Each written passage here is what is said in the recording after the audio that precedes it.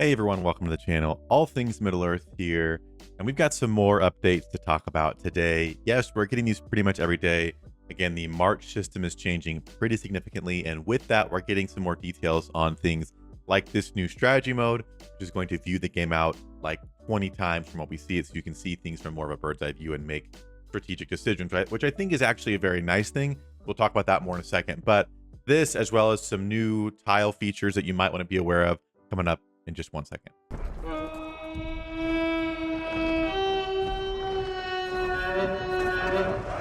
All right, first up, and this is all going to be linked down below as usual, as well as that top-up link. If you haven't heard about it yet, I don't know where you've been, but you can save money using the top-up link.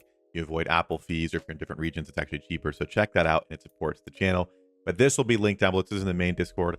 And instead of getting our usual like big images that have text on them, it's actually just some screenshots or pictures from the game and then text in the Discord. So we're going to kind of walk through it, try and make sense of it. And as always, I'd love to hear what you guys think. At this point, I feel like if you're sticking around with Rise to War, you're pretty okay with a lot of the proposed changes, or at least you're willing to give it a try once that you're okay with it, because I think a lot of us would like things a different way. But again, I'll let every person decide for themselves. I do think at first glance, some of these things seem pretty cool, and I want to see what they look like in practice, which we will very soon in our next season. But again, so this first one says land occupation feature upgrade and land merging rules. In the previous post, and text, we have introduced the Battlefield Evolution, where a series of new free marching gameplay features are implemented. Again, you can march a lot more freely now in 2.0 or once this comes live, including a new rule that ownership of territories will impose restrictions and limitations on the actions of your army. So if it's neutral or owned by someone else or yourself, there's different restrictions you cannot do or you can do, whatever it is. To help you discern whether a territory is passable on the map based on territorial ownership, we have changed the visual style of the occupation status frame around those passable territories, which is a mouthful. And then we get some pictures. You'll be able to see the following upgrade in the new Battlefield Evolution gameplay. So, to help you discern whether a territory is passable on the map based on territorial ownership, we have changed the visual style of the occupation status frame around those passable territories. So okay, here's what I'm thinking. I think they're referencing this, and there's like these red flags here that I think are indicating that within this zone or on whatever that path is not passable. Maybe I'm misreading that, but to me, there's some kind of a status frame around territories. There is territory merging too, or if you own tiles next to each other, they merge together. So it shows this one first, which shows these tiles merging. No kind of indication of anything else. And then here is where it has these red flags, or there's a green flag up in the top right. You also have these indicators right here. Let me pull this up on the bigger screen. You have some indicators like this, and I'm not sure if this is like trying to represent that the territory overall is neutral, like if that's supposed to be the keep, and it's saying that's neutral. These are enemy bases, forts, base, tiles, whatever it is, and these are just like the aerial view quick reference of those things. So very quickly you can tell, okay, the territory I think is neutral here. You have both bases here, here's the actual tiles. You can take paths. I'm not 100% sure, and I'm not gonna lie, it's a little bit confusing, at least that first bit. But that is the first thing. They show us the merged tiles, and they show us this kind of top view, or like higher top view, with I think more quick reference. Like instead of you seeing the map a certain color, you'll see, I think, these things indicated in a different color, but we'll try and confirm that. Again, I feel like sometimes I overthink what they're saying because they use so many words, which is why I want them to use less words. But if you guys have a better understanding, comment that down below. Anyway, land merging rules in Battlefield Evolution, which is talking about this land merging thing right here. In the Battlefield Evolution's gameplay, land occupied by one player can impede the movement of armies from other hostile players. So you can have tile and block the ability to march in certain directions or take certain paths. The key to emerging victorious on a large-scale battlefield is the ability to swiftly identify and break through points and make corresponding offensive and defensive strategies. In seasons featuring the new Battlefield Evolution gameplay, when players belonging to the same fellowship/kingdom, fellowship or kingdom, occupy adjacent land tiles, their territories will visually merge into a cohesive area. Furthermore, this merging rule also applies to diagonally adjacent lands. This means that non-friendly foes will be unable to march through any merged area, including those formed on a diagonal linkage. So, hold this back up so you guys can see a little bit bigger. Here, we can see more merged lands over on this one on the far side away from me, where even at diagonal connections, assuming you're in the same fellowship or kingdom, they're going to sort of just start forming this blob of tiles. And with the new March system, you need a physical path. And so up here, you see above me, the actual route, it won't let you pass through. This would be quicker to go through where the diagonal connection is, but it won't let you pass through there because they're in the same fellowship and it's connected. So again, sort of controlling what movements enemies have to make as they're trying to advance in your territories, I think strategically sounds very cool. How it will play out exactly what to see once we get in. But I think I don't have a problem with this. And again, if there's territories next to each other, it makes sense there'd be some kind of something there that would impede movement for enemies. I don't know. But I guess the other question for me is, can you move quickly on the battlefield and react to block enemies, or once they're set marching, is it stuck? I'm not 100% sure on that. But for example, if you took another tile right here, just over here to the left of my head, if you took that, would that then be unreachable here? Would they bounce? Would they just like turn around here? I'm not sure if that's been clarified, but it's like live gameplay applications could be interesting as well, depending on what they let us do, which I would think there could be opportunities to move and block marches and prevent them from going into areas at all. So again, interesting, but we'll see how that develops. But I feel like that could be the potential for this to be enjoyable, I think, is there. Just depends on how it actually is implemented, which is how kind of everything is. So that is that.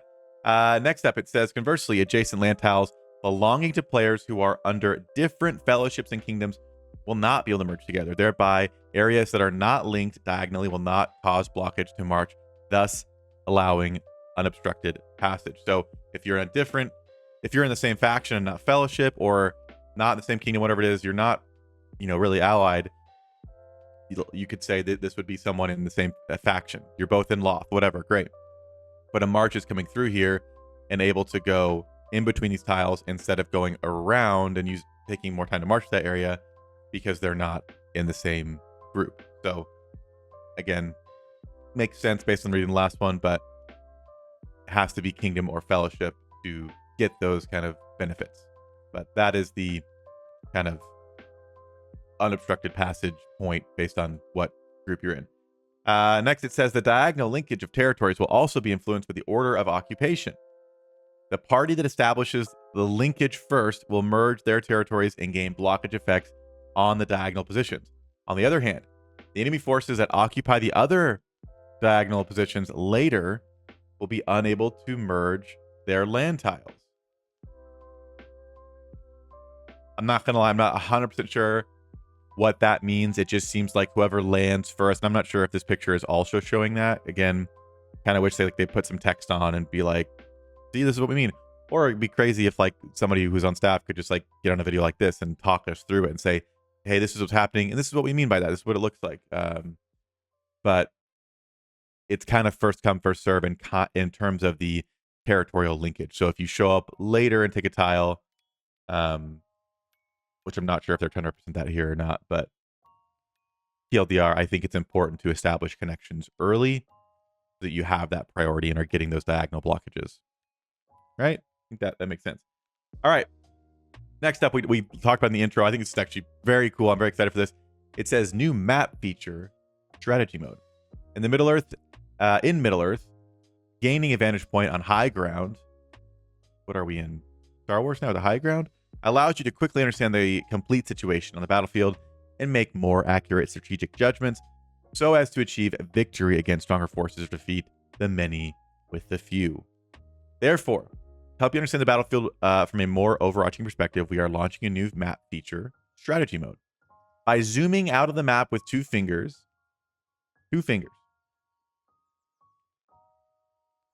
your field of vision will be over 20 times that of standard map view, providing you with a macro perspective of Middle-earth, making it easier for you to grasp the overall situation and making solid strategic decisions accordingly. And again, we see this going from the view that we're used to a very different and more simplified view, just showing what things look like, which one of my biggest complaints, devs, with 2.0 is the wasted time and resources, in my opinion, of all the bells and whistles and the little animals running around and the mobs swinging their swords around. I think 99% of players just want to play the game. They like strategy games. They want to think through scenarios. They want to fight. And like so much of that changed in 2.0, like how we like the fighting changed, and like the simplicity of some of the map parts where it was just now people's batteries are dying on their phones and it's crashing and whatever. We need, so again, I can see a lot of people just playing in strategy mode because it isn't making it run all that stuff. But again, as you can see, instead of seeing forts specifically, you see just an icon or a city for icons or whatever it is. So I like this, and I'd like to see the game going in more directions like this. Don't reinvent the wheel. A lot of people here like the Lord of the Rings a lot and will try to play this game because that's just, I don't know, people like this universe and they like the strategy game. So again, we need more adjustments to the things players care about and not the halberdiers swinging their little pole arm around. Come on, right? I think that's fair to say. So this is good. We want more ways to simplify the game so we can just play the game and enjoy it without having to buy a new graphics card. All right? Okay. That was more of a dev rant. Sorry, I had to sneak that in there. Last, I think in this post, it said to avoid cluttered information affecting your visual experience, what I just talked about, what you've done with all 2.0, various elements of the map will be simplified in strategy mode. Thus, the focus will be on displaying the most important strategic information, such as terrain borders, land ownership, structures, army locations, and fellowship/kingdom pins, allowing you to conveniently make informed strategic decisions. So, again, here's like a still version, which I like a little bit more. You can see you got a wall in here, you've got a fellowship pin here, you've got, these are all forts in a different faction. You got purple ones and blue ones. You got enemy forts over here, you got enemy tiles over here. You've got cities up there on that side. It said you can see territory borders, which maybe it just isn't shown in this. I'm not 100% sure. There is this right here, this line. I think that's a path, but that could be showing a territory. I'm not 100% sure. But anyway, that is how that looks a little bit more from the top-up view. And then it says the above adjustments will take effect on all servers after the update on January 24th. You'll be able to try out strategy mode after downloading the latest version from the App Store. And yeah, that's kind of it. Thanks for the support. So I don't know. Again, I'm curious what you guys think. I do think some of the stuff in here, the strategy mode, is very interesting. And I think the actual like live gameplay features that could be adjusted based on the tile merging and with the March feature, I think that makes sense with the March feature.